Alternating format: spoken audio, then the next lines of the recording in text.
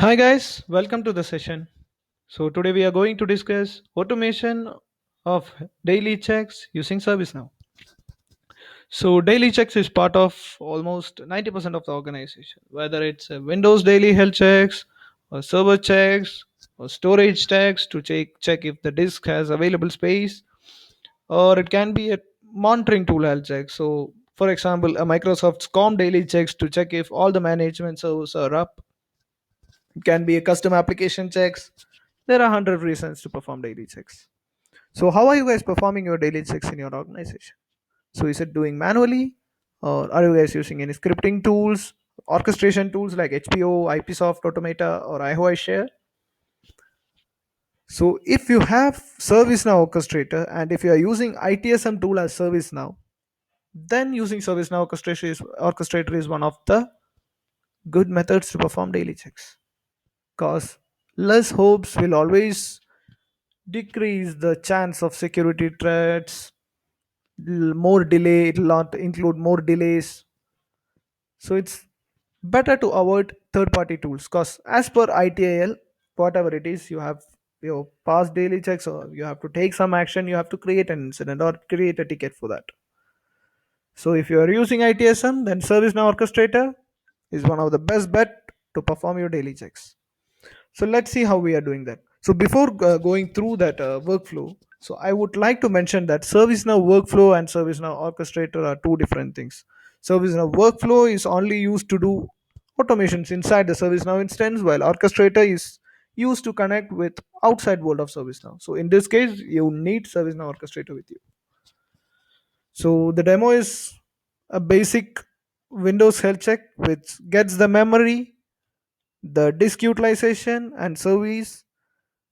Then the same will check whether the disk space is more than 10%, CPU load is less than 10, and the Prince Pooler service is running. So if all the conditions satisfied, it will resolve the ticket, or else it will assign to an engineer or assign to a service group. I'll publish this workflow.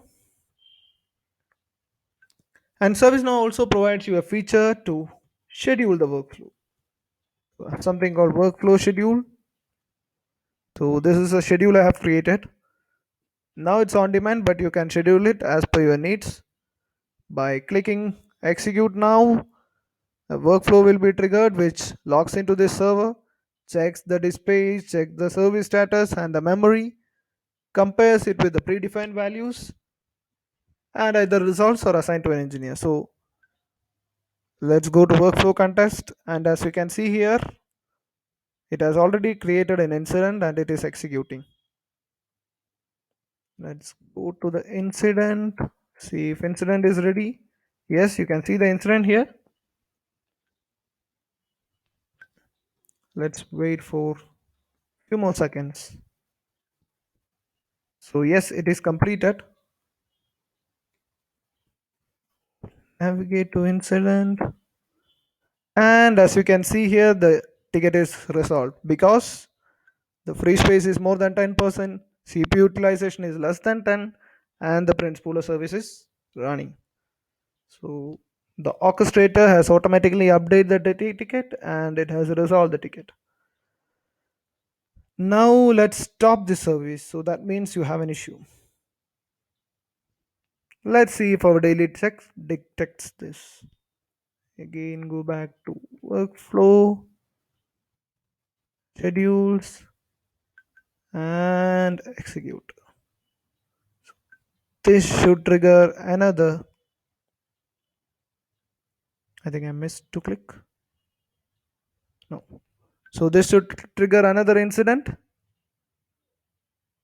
and it should go to the server, and it should identify that the Prince Pooler service is stopped. So let's give it some time, some seconds. Go to incident and see if the ticket is created. Yes, the ticket is created.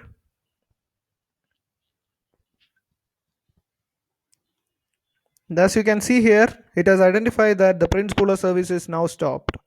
We just stopped the service. And Instead of resolving, it has assigned it to a assignment group called service desk, so that some technician can log in, start the service, and close the ticket. So here you can also include remediation steps here, like if the service is stopped, start the service, mention it in the ticket, and start the service. So remediation can also be included here. ServiceNow also provides a wide range of contents like exchange contents, which is already available. You can just drag and drop these stuffs. AD contents, SCCM, a workday orchestration. It has a lot of available contents, and also you can import the contents using REST web services, SSH, SOAP web service, JavaScript, PowerShell, so that you can connect to almost all the applications or tools which support any kind of APIs. That makes this powerful. So please try this in your organization, get appreciation from your manager, and subscribe my channel for more such videos. Thank you.